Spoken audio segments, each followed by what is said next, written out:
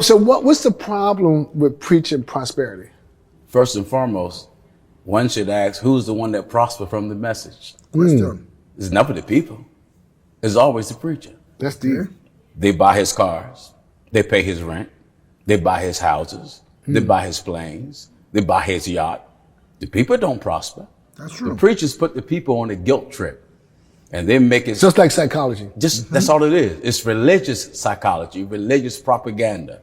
And they put the people on such a guilt trip that make them believe if you don't give an X amount of money, you won't be blessed of God, or God won't bless you. Yeah. I don't want to serve a God that if I don't have no money, You will not bless me. he can't do nothing for me. I don't believe God is that incompetent. And I know God is not incompetent at all. So the prosperity plan, the only ones that have prospered and will prosper is the preacher. Look at Creflo Dollar. The Lord, he said the Lord told him, get a plane. The congregation raised $65 million and bought him a plane. So you don't think God preached to him, that gave him that message? Go get a job and go to work. I asked, but you don't. So No. Please don't forget to Go to follow. work. Not on the people. You see, I've always asked this question all the time. Logically think about it here. If you tell me that if I give, God will open the floodgates of heavens and bless me, and we are giving in Nigeria, I'm not sure there's any country that gives to church more than us. Why are we still the poorest people in the world? We have the highest amount of poor people on earth. Why? Meanwhile, we have the richest pastors in the world. If you write top 10 richest pastors in the world, Nigeria get 4 or 5 out of the 10. Only we get 4 or 5.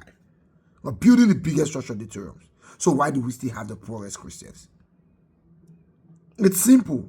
That story they told you that the more you give, the more God bless you is a lie. Because as you are giving, your pastor is getting richer. And then question number 2. Christianity is not a religion, it's a way of life.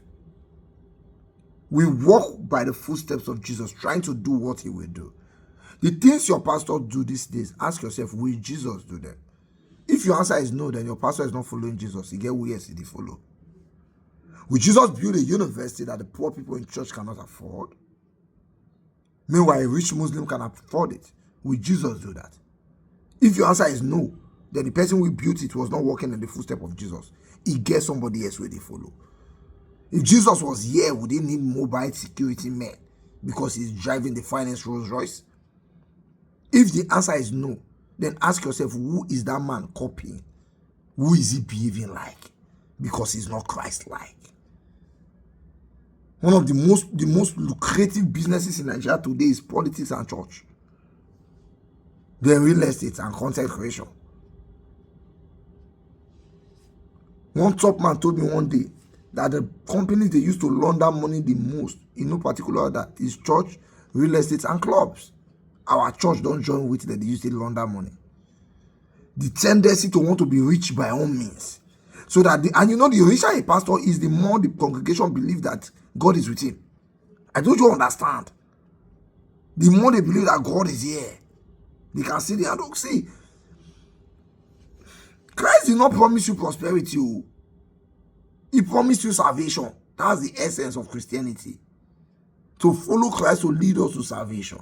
When they follow me, lead you now to big fat back account. If you need money by all means, there are other ways to make money other than the church.